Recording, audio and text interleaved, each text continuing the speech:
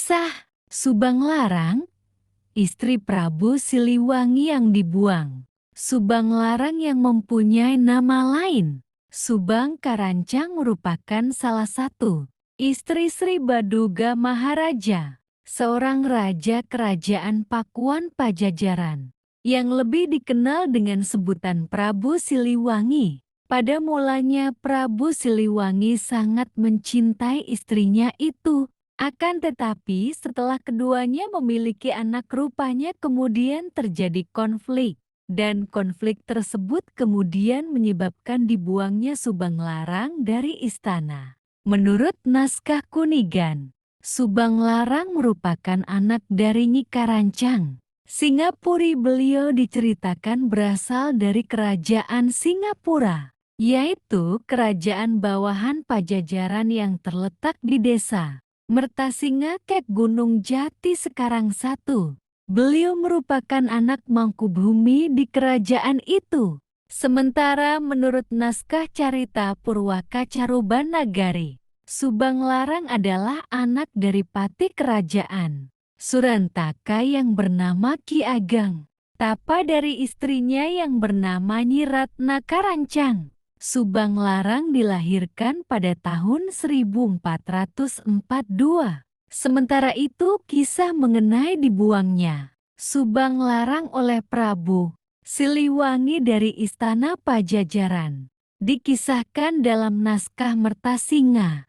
Dalam naskah ini disebutkan bahwa sebab-sebab dibuangnya Subang Larang dari istana disebabkan karena ia telah lancang menyimpan rahasia keislamannya. Di istana kerajaan Pajajaran tidak boleh ada yang menyebut nama Allah.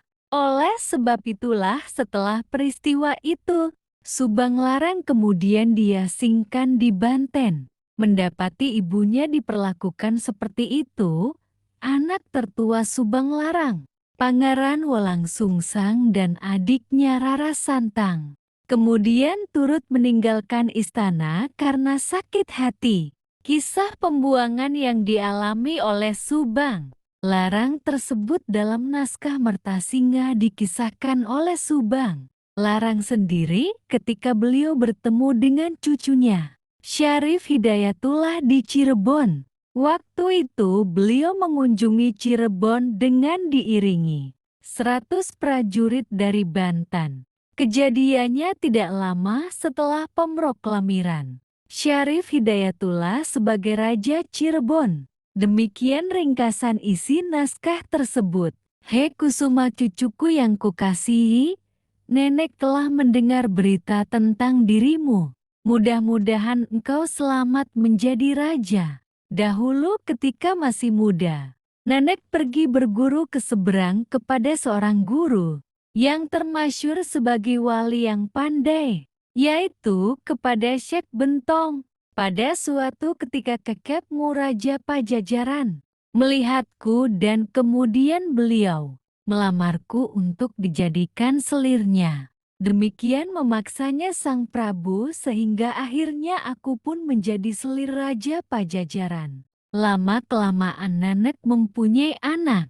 Setelah nenek mempunyai 2 orang anak, yaitu wokmu dan ibumu, baru kemudian diketahui oleh kakekmu raja bahwa nenek telah menyimpan rahasia mengenai agama. Maka kemudian nenek diusir dan dibuang ke arah pinggiran, yaitu di Banten.